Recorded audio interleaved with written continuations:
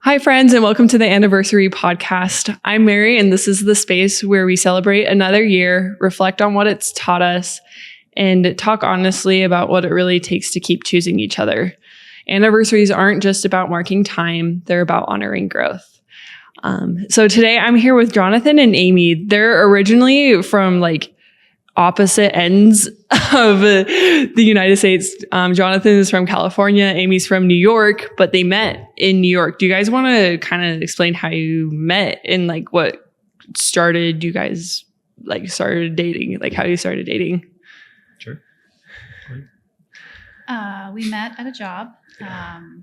I, funny enough, was living in San Francisco, but I was getting ready to move to New York, and that was the first time we met at work on a call.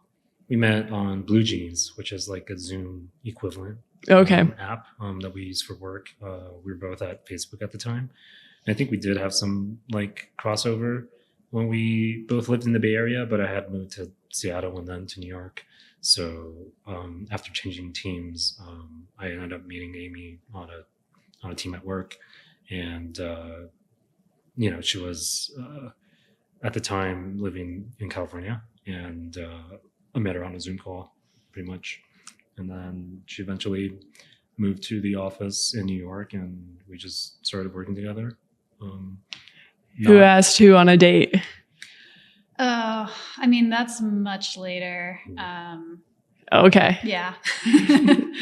I would say we became friends at first. Amy was in a relationship back then. Okay, gotcha. I was sort of dating around in New York, and also kind of on my way out of the dating market, just because it was getting a little too intense for me and I just wanted to break.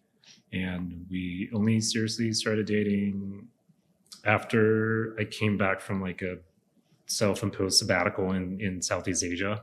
And I had come back to New York because of COVID and lockdown was happening in Asia. So I thought I better come back to the United States before everything, shuts down. Yeah, exactly. And then a couple weeks after I came back to New York, lockdown started and things got really real. And I would say that was when we started hanging out a little bit more. Okay. Kind of each other's pod mates. Mm-hmm. Okay, I love that. And were you guys, what was your first impression when you first met each other on Blue Jeans? Is that it? What was your first impressions of each other? My impression of Amy was that she's kind of like a cat in human form. She was not there to make friends. And I also feel like I caught her at a very tricky time in her life when she was in San Francisco and wasn't too happy and wanted to come back to New York, where she's originally from. Is that kind of inaccurate?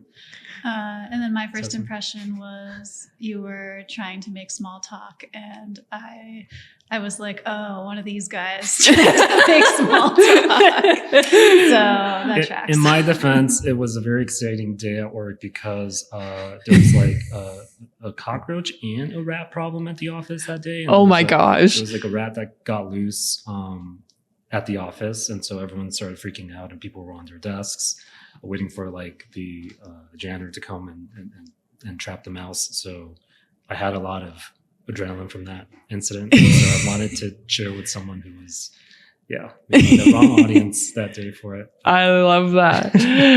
That's so funny. Oh my gosh. I would also be so just high off of adrenaline there. I can't even okay.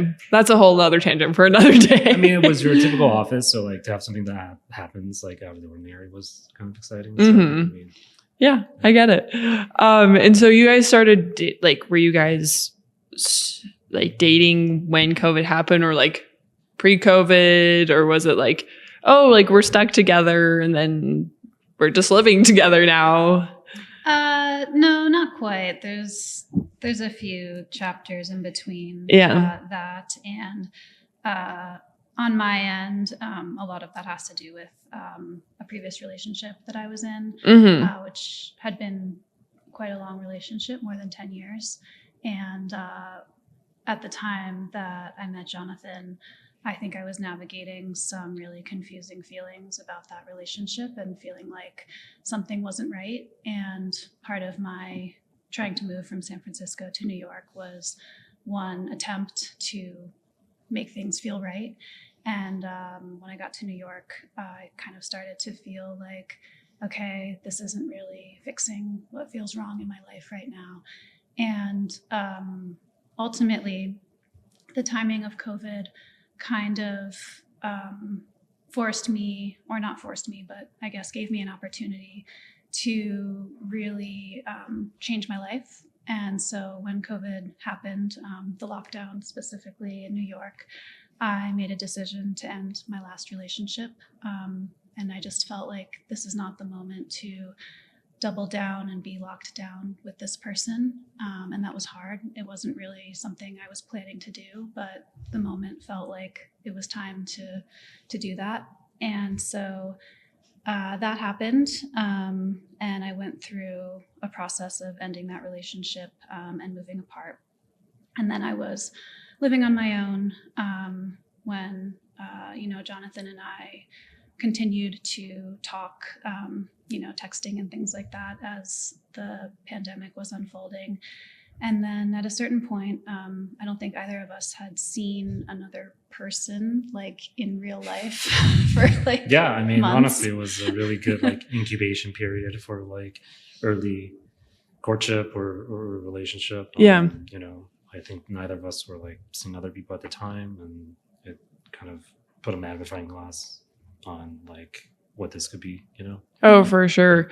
And like, I feel like especially with COVID, like, because I was locked down in an apartment in Connecticut at the time. Wow. And I was like, I could only go out for like walks and stuff. Mm-hmm. I wasn't like, I was on a mission trip for my church. And so like, I was like very locked in and I couldn't do much. But I feel like that time, especially when you are with someone and you're kind of like learning about someone, like you are in very forced close proximity and you're kind of there 24/7 with them. And so what kind of led to you guys like kind of being, like you said, Jonathan, like incubated together? Yeah. And then what ultimately led to buying a house? Because that's like a huge thing. Oh yeah. It's, I think between when we first started like dating and us buying a house was only like 8 months. Yeah. So it was pretty intense in terms of like the compression of your usual like relationship milestone and timeline. Mm-hmm. But honestly, I think ultimately ended up being a good thing because COVID was kind of like the accelerator. You kind of have to skip past like all the small talk, where you end up wrapping up all the small talk portion and really getting to know someone.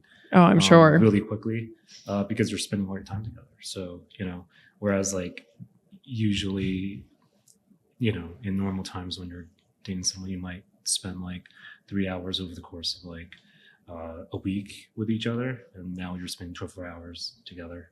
And so you really get to know someone for who they are, like super fast. Oh, I'm sure. Super intensely. And, I think both of us were like, well, as long as, we're kind of in lockdown together, why not just see where this could go? Yeah.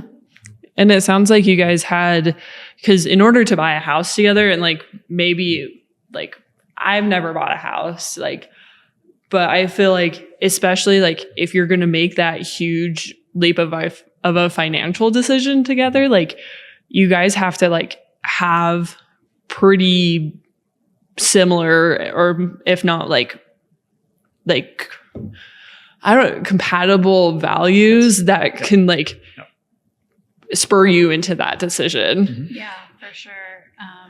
I remember sitting in an Airbnb here in Salt Lake talking about whether or not we were going to like put in an offer on a house and kind of weighing the pros and cons. And I think we both recognized that we didn't feel ready, but that we probably never would feel completely ready or prepared.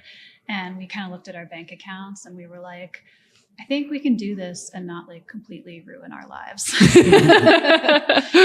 Yeah, it was definitely a leap of faith for sure. But I think at that point we have pretty good alignment in terms of values, and I think we see this relationship being one for like a long-term commitment. Yeah. So also, not to discount the fact that we were also kind of desperate because we had packed up and sold all of our stuff in Brooklyn. We were living together at the time. Amy moved in with me around that summer of 2020, which was probably like 3 to 4 months after we started like seriously dating. And, in line with that compression of your usual relationship milestones, we lived together for that summer and fall, and then started getting antsy about sort of just being trapped in Manhattan or being trapped in New York City. And it was getting, I think it was like the third wave of COVID, and we were watching like refrigerated trucks kind of carrying out like dead bodies, and it was getting kind of like sad, and our mental health was not great, and so we really just wanted to get out of New York and try something else. It didn't seem like at the time things were going to get better. The vaccines hadn't come out yet, so we were just feeling very, very trapped in New York. So we had sold all of our stuff, packed everything up in Amy's car, and drove across country to California.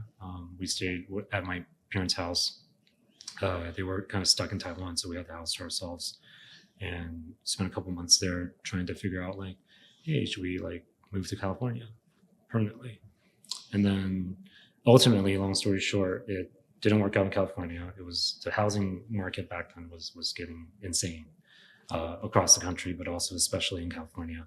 And we were like, okay, why don't we pick another place to kind of try? And Salt Lake was at the top of that list. I had visited once before, but honestly, I didn't have a super in-depth like impression of it. So I thought it's a good opportunity for us to like try a new place together. And then it just ended up working out. We just liked the vibe. We spent a week here and put in 2 offers, and then got the second one accepted. Dang. Yeah. That's crazy. Yeah, I kind of lost track of what we were talking about. But that was That's okay. There was some desperation in that, like we just wanted to put our roots down somewhere, because we had at that point been kind of without our own place for a while.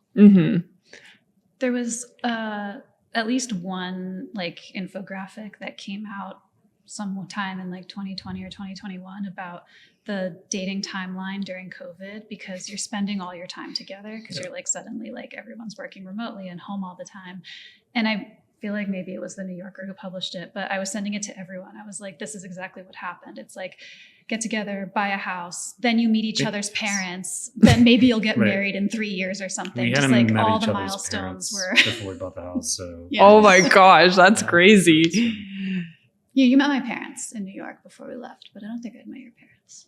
I think that's right. Just once though. Yeah, because my parents were trapped in Taiwan, so they met you after. Yeah. After we bought the house. Got a text from you or something that like, hey, I bought a house. That's so just like mind blowing to me. I just feel like kudos to you guys for like doing that, because I mean, obviously right now the housing market is like, it's kind of crazy how much has changed. We thought it was insane when we bought, and we're like, oh, we're gonna regret this. Everything's gonna calm down at some point. I definitely think we overpaid for a house, but given what we know now, it's like we can't afford to re-enter the market. And so like I'm sure like trying to figure out housing, and like obviously COVID was like a huge mental hit for a lot of people, and it sounds like for you guys as well. And so like outside of like, dare I say like the first year of your relationship, what was what was another moment that really like defined your relationship? Because I think there are like, because like obviously buying a house is like a huge like Elastigirl step, like maybe like 12 stepping stones a little bit, because, and like obviously like every couple does it differently, and I'm not saying that like you have to go beep beep beep beep beep, like you can take whatever steps, like you guys, like the relationship defines the path. I feel like we can count to 3 and say the other defining one. Okay, ready? 1, 2, 3. The remodeling. 1,000%. Yeah, that's probably the. Walk me through that. Why was that so like just? Yeah, set the scene. Oh man, so I mean, we paid a lot for a house that was really a fixer-upper, and as renters before that, we just really didn't like see all the work that was going to have to go into like making this house nice. You know, when you rent, you're like, oh yeah, we're going to paint and like put in some nice furniture, and like then it'll be like, you know, a dream it's not house. yours, it's just a place you're living in. And then with like the long tail of the pandemic affecting just like contracting and people like not selling houses and putting off remodeling projects, and or doing more remodeling, in fact, because they weren't moving and now suddenly they need to like fix up that house. We had a ton of trouble just like finding contractors who would give us the time of day, who could work with the budget we had, which was like not $1 million. And we started to get really impatient and started just like DIY demoing our kitchen and our house. Yeah, I think we made a lot of like first time homeowner mistakes. I think one is like buying something that wasn't turnkey, thinking that we were just going to fix it up, which it, you know, eventually we did, but it took a lot of time and effort, and also like shared PTSD. It was just you know, to spare everyone kind of the horror. But I'm sure everyone has like horror stories from trying to do like a gut remodel, but we had to basically tear everything down to the studs, and worked with some horrible contractors, and then finally found a general contractor that we really liked, who kind of saved us and turned everything around. But in that experience, I would say it showed us that like both of us work really well as a team. Like we're able to kind of rely on each other to get us through like really dark times, and do hard things together. Like it wasn't hard to be with each other, but like being able to count on each other to do hard things that was kind of the main takeaway from that experience. I love that, being able to like count on each other through those hard things. And you guys have obviously had your fair share of hard things, like, and now you're kind of going through one a little bit. But it also, like, as you guys have been talking and just like sharing about your relationship, it just feels like that rings true for you guys, is like you guys choose to do hard things together. And it's never been like, and like this is such a cliche statement, but it's like, it's not like me versus them, it's like us versus the problem. Yes. Yeah. And like I think not to say like there have been a lot of issues in your relationship, because I don't know. And I've just heard like a few like big milestones that you guys have had to like really work through. But it seems like you guys have a solid understanding of like, it's not you versus me, it's like us versus the problem, because you've had to set aside like your ego to make sure that renovations get done, or make sure that you're on the same financial page in order to buy a house. And so, and like with that, now you're taking another step into that kind of like us versus a bigger mountain. I would say it's not like a problem, because I think this is more so like a mountain where you guys are really wanting to gain something out of the experience with your sourdough pizza company, which is so freaking cool. What spurred you guys into that decision as a couple? We were really looking for something that we could build after leaving full-time tech jobs and just wanting to work for ourselves. And it's been like a very meandering journey. It started with me spending 6 months-ish at a bakery and like really learning how to do just sourdough baking at scale. and then trying to figure out like what is a product that I can make with these skills that like people actually need, instead of just thinking about like, what do I want? And I actually don't want to open a brick and mortar bakery. So trying to find something that uses my skills, creates a real product that is valuable, and is also like what I want to spend my time doing. And so the pizza dough kind of came out of that. And then I think Jonathan noticed that there's only so much I can do by myself. And he wanted to really like help this business succeed, and started to really like sit down with me about like a business plan and a vision, and like, why is this idea so special? Because there's definitely been moments where I was like, oh, I don't know if this is going anywhere, I should just quit. And he's been the one who's like, no, like we should really keep working on this, there's something here. I love that. You guys just seem like such a team. How it like, what, I'm trying to think of how to like phrase this question. So I apologize if it comes out a little clunky.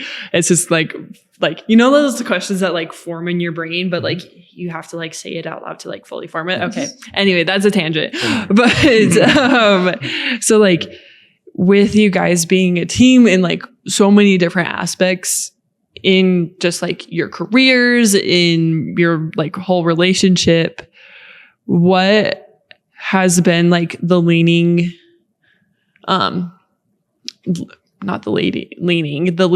like personality trait or just thing about your partner that has made it possible for you guys to succeed? Like, I'll have you answer Amy and then I'll have you answer Jonathan.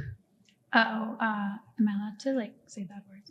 Yeah, you go ahead. I don't care. So I think on Jonathan's end, it's very much like he embraces like fuck around and find out as an approach to life.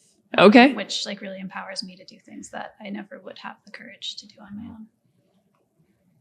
I love that. I think Amy's like the more emotionally regulated person in this relationship, and that kind of keeps some of my worst impulses in check. I remember 3 weeks after we moved into our house, I got chickens. I got a chicken coop, and I got like a flock of chickens that were like kind of slightly abused by its previous owner. Mm-hmm. And it became like a whole thing where I didn't know how to take care of chickens, and they were really loud and they were like pooping everywhere, and they didn't have a fence set up. So like our backyard turned into like basically Hobby Lobby, where it had like a half finished chicken coop. The chickens were roosting on our like outside tables. And then, you know, we inherited a shed with like all the stuff that the previous owner didn't clear out. So like it became like a whole thing, and it like definitely put a strain on our kind of day-to-day back then, because we were also trying to navigate like a new house together, and figuring out like, well, how do you turn on the irrigation and stuff like that as first-time homeowners. So it's been a journey to like rein some of my worst impulses in, and I think I've become a much more like emotionally mature person because of her influence, and you know, just trying to be a better person for her. I think it's what it's all about, is, you know, having someone to like wake up every day and want to like make happy and you know, cook for her. And that's been kind of the most rewarding thing.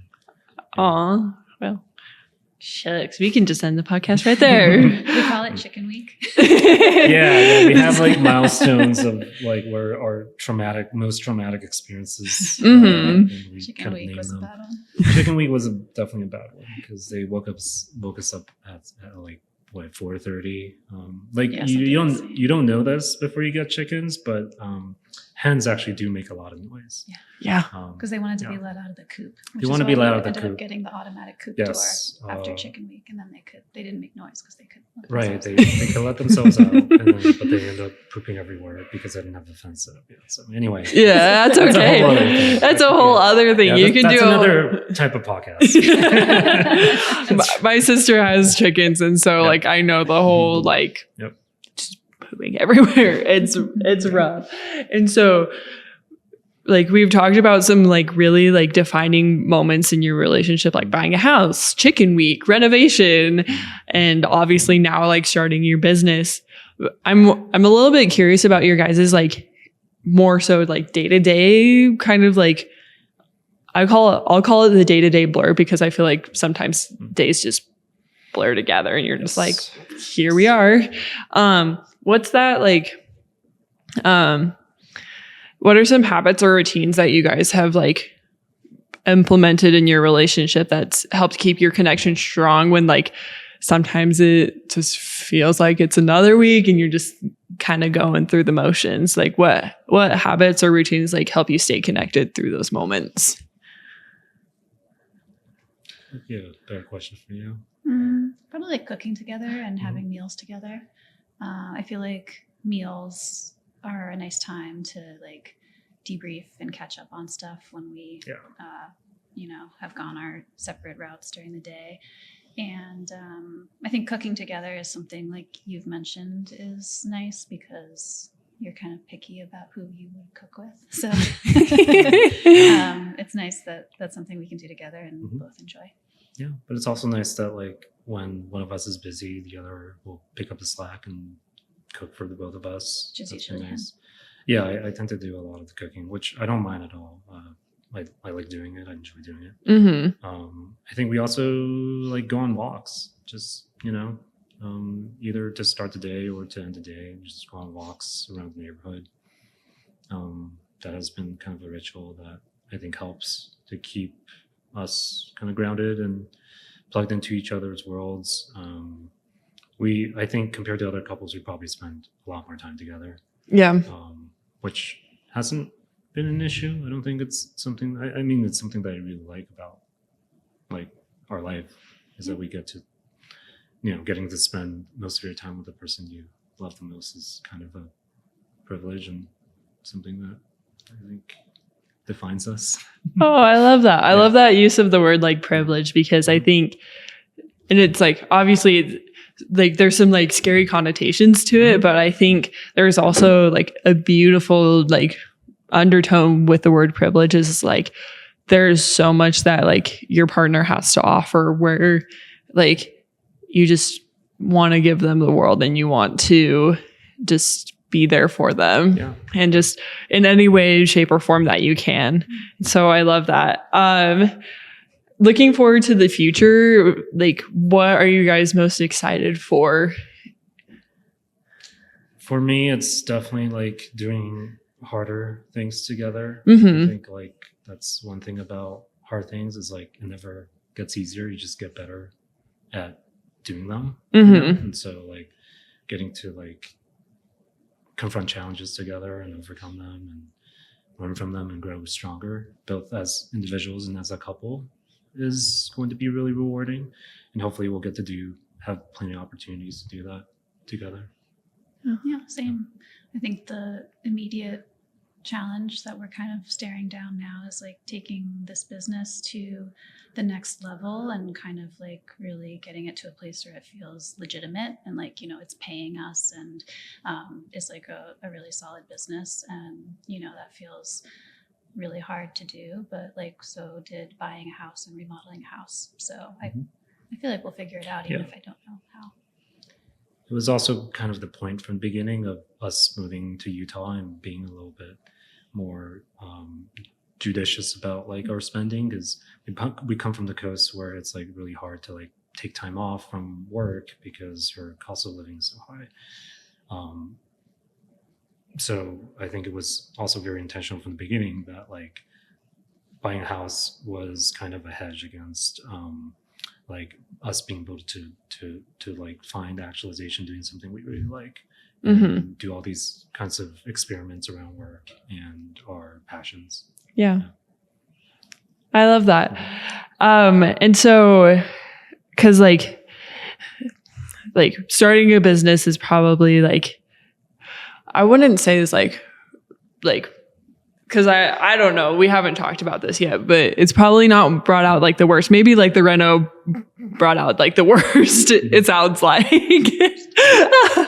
Cause like you have to like find compromises, especially when they're like, oh, like you really want to paint the walls this color, or like, but like, I think those times also kind of like expose you to new characteristics or like new things about your partner.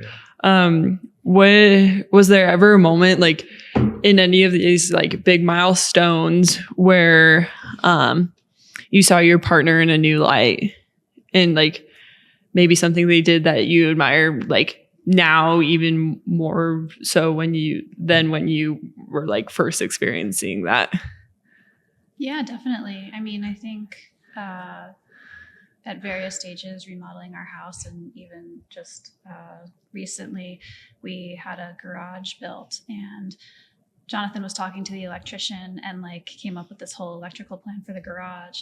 And I was like, when did you learn all of this? Because I know you didn't know this when we met. So I can tell that, you know, when we're not together, or maybe when we are, but I don't know what he's doing on his computer, he's like constantly absorbing information and learning things, and always trying to like be using his time to like figure these things out for both of us. Yeah, I mean, I can point to a specific incident where, as part of the structural, as part of the structural scope for the remodel, we were removing this low bearing wall, and we had to put in this like 30-foot long wooden beam, and we were living somewhere else. I think it was like a condo in downtown back then, and Amy got a text from like Home Depot that the beam was getting delivered, and she had to hop out of bed because I had a meeting, I had work to attend to, so I couldn't avail myself to go back home to receive the beam, and she had to run out the door, take delivery of that beam, help the guy figure out how to load that beam into our driveway, because it came delivered in like a 38-foot long beam. Oh my gosh. Delivered on a freight truck, right? Yeah, we have a really narrow street. Yeah. So really narrow street. You had to like MacGyver this like dolly thing where you rest the front of the beam on the dolly, and then you had to like basically, traffic. Took up our whole driveway. Yeah, exactly. You had to do traffic control. Took our whole driveway. And then at one point you said you like threw up.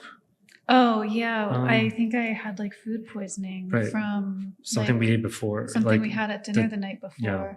So like once I got like all of that sorted out, I was like, I think I have to go throw up. And I like went into the bathroom, took like 20 minutes to like get it out. And then the contractor showed up like 15 minutes later, and I just like had a whole like site visit with the contractor.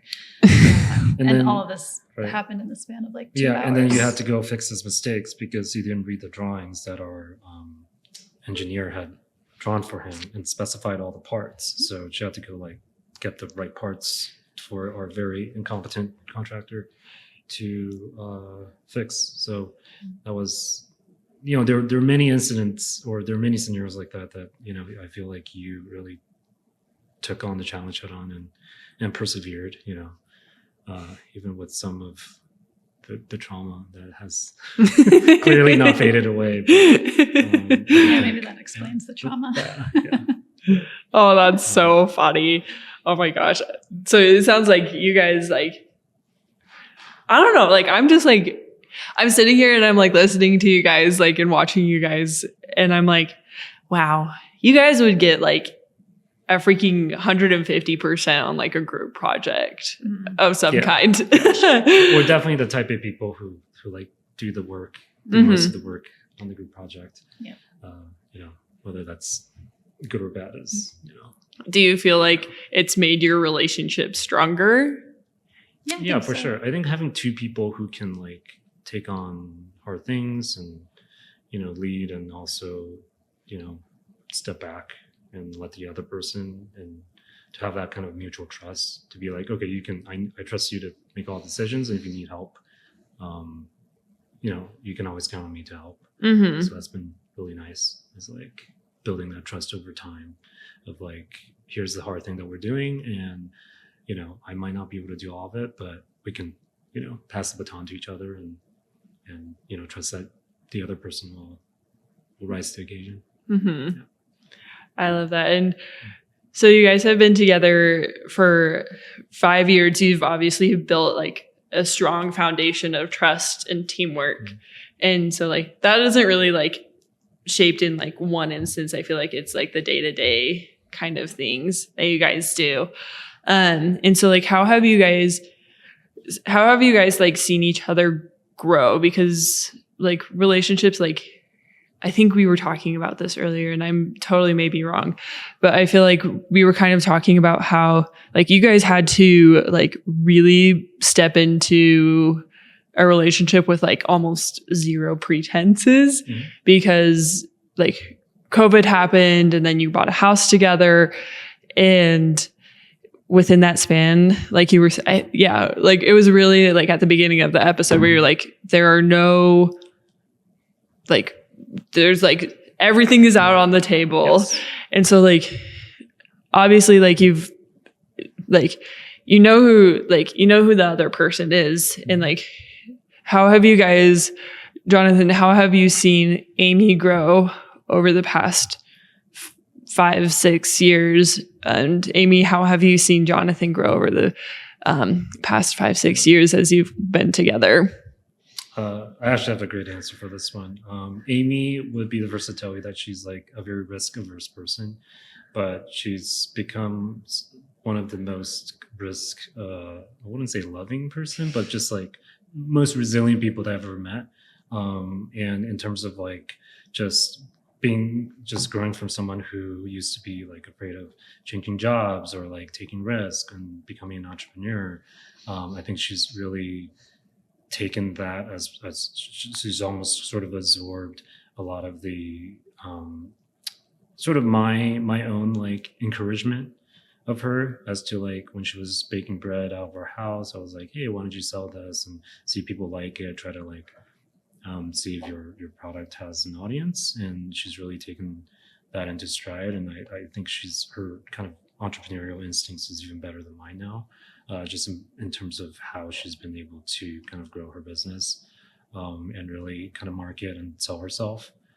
So that's been the most impressive kind of transformation I've seen from her. Like fundamentally, she's still the same person that I love and met at first, but I think in terms of like personal and professional development, you know, she like is a girl boss. Like she she does everything. I mean, she runs a business. She also, you know, freelances and still is very much like a breadwinner in our household. And you know, I see that. I'm like constantly impressed by what she does, even though I don't think gives herself enough credit. I think on my end, I have seen you really develop patience as a strength, and maybe less from my own experience, but more from what you've told me about, you know, your life before our relationship. You had a lot of impatience for things and would be kind of quick to move on from something. And now there are times when I'm like, let's just sell this house and go live somewhere else. And you're like, no, I think we're building something here. I think we need to be a little more patient. And, you know, just from very early in our relationship and what you told me, I think the version of you from 6 years ago would never believe that you're someone who is advocating for patience as, you know, something to have and to just kind of be patient with a difficult process. Yeah. Aww. Well, I know I say this quite often, but like we can just end the podcast right here. Like, like I think that's like so incredibly kind of you guys to like notice those things about each other. I like sometimes a lot of people don't really like. I mean, I'm sure people notice, but it's like one thing to like notice it, and then there's another thing to say it. Mm-hmm. And I think just like the spewing out is always just so important, and the communicating of those like appreciations is so important. How have you guys like shown each other love? And like with like the 5 love languages, I think they obviously change over time. And like, it sounds like a lot of the past, maybe like for your whole relationship, like support has been your love language. I mean, obviously it's not one of like the 5 love languages, but I feel like we can add a 6th in there is like support. Mm-hmm. What other things have you guys appreciated in like the love languages verse of your relationship? I would say experiences. For all the hard experiences we've had, we also really value like nice memories, and our birthdays are very close together. 2 days. 2 days. Oh, that's so awesome. But rather than gifts, we usually just decide to go on a trip for like the week or however long around our birthdays, and just kind of like have a nice experience together. I love that. I'd say we're pretty bad at gift giving. I think both of us are pretty, I don't know. We don't like surprises. We don't like surprises. Exactly. Because like, I think we're very particular about what we like. And so like getting someone a gift that you're not 100%, they didn't ask for is like a pretty risky thing for each other. Also like we just don't place that much emphasis on stuff and just like showing up for each other every day, practicing patience and, assuming good intent from each other, even in cases where like sometimes like we're tired and, we're not like our best self, and understanding that about each other and giving each other grace during those times is, I think, pretty important. And, we're not like perfect. Like we still get frustrated at each other sometimes, but like at the end of the day, it's like, it's us against the world, not us against each other. I love that. That's beautiful.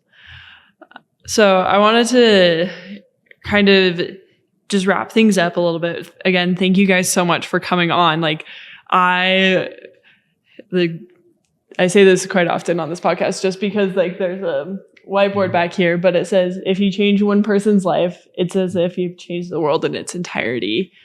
And I think your guys' relationship is going to change people's lives. Cause I think like sometimes people are like nervous to take those steps and like nervous to take those big risks together. But if you have a supportive partner and you have someone who's always there by your side and like pushing you to do those things, it makes it a lot easier and it makes it a lot more worthwhile. Like the risk reward, just like the risk kind of not necessarily decreases, but the reward feels a lot higher because you have someone supporting you with trying to find that reward. And so I wanted to just kind of end off. These are more so like reflective questions. These are the 3 questions that I ask every couple on this podcast. Reflective advice type questions. So like we've talked a lot about like hard milestones in your life. And what's one core reason, that one thing about your partner and your life together that makes giving up not an option for you? Oh, I might need a minute to think about that one. So a core reason for not giving up on Jonathan. Yes.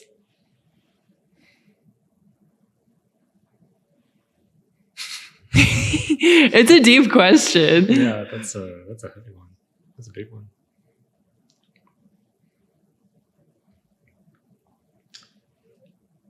Are we both supposed to answer? Okay. I think for me, I know objectively that my life would be worse without Amy. So maybe that is like a selfish reason, but I just know that she makes my life better. So I think that's why I'll give her, or won't give up on her. Like my life is more colorful and more interesting and less chaotic because of her. So I think kind of similarly, I have just been able to experience things and try things that I never felt capable of doing with Jonathan's support. And I think I wouldn't give up, because even if I fail at something, I feel like having him there to fail with me makes it meaningful. And I know that, we'll figure out what comes next if something does fail. That's beautiful. Okay, next question. We've talked a lot about like some rituals that you guys do and like to kind of help stay connected a little bit. And so when you're kind of going in your day-to-day life and like when you have those we'll call them milestone moments for you guys, is like, what has helped you, like, what do you guys do together that helps you stay close when you're feeling disconnected? Stuff we do together. Mm-hmm. Walking, we mentioned before. Yeah. Yeah, I think everyone should go for a walk. I think some of the best like conflict resolution and conversations we've had are just us going around the block, airing things out, brainstorming, keeping that open line of communication. It's easier when you're just out and about. Mm-hmm. Actually keeping communication open. Not shutting down, right? Mm-hmm. I think it's just active. Just take more walks is my big. Mm-hmm. There's one thing you take from this podcast. It's just go for a walk. Go for a walk. Yeah. I love that. And I think with that, like there's something like disarming about going on walks where it's just like you're walking side by side, like you're not like facing each other. Mm-hmm. And so I've found that like that as well, where it's like I have more effective communication when I'm not necessarily like straight up facing someone. Yeah. And like I have this like giant, I don't know if I would call it a giant problem, but I have this thing where like if I'm about to have a serious conversation with someone, like I can't sit still. Mm-hmm. And so like kind of adding that mindset of like, okay, like if we're having a more serious talk, like let's go on a walk so we're not like stagnant. Yeah, you're also kind of walking together instead of like facing each other, which is confrontational by design. So I think it's like a very disarming way to kind of navigate a more serious topic or conversation. So I love that. Okay, last question. This is a little bit of a doozy. And so like obviously like you thought the first one was hard. This one's going to be a little bit more hard. So knowing what you know now, what's one thing you wish you could tell yourself at the beginning of your relationship? Don't buy that house. I mean, we joke about that all the time. Like now we're okay about the house because it's actually nice and like we have a home now. Mm-hmm. But for the longest time was like, oh, we shouldn't have this house. Because it took years before we even, broke ground and demoed everything. So, but also I say that in jest. That's like my unserious answer. Because I think we did learn a lot about buying and fixing this house. That was like Yeah, I think I would tell myself the hard times are temporary, and like there's always like the storm will pass and the sun will come out again, and then like another storm will come and the sun will come out again, and like it's just going to happen over and over again. Because I can remember like some really low points during the remodel, and it was like hard. I was bummed and I cried a lot, and it was hard on us. And now I'm like, we can laugh about it.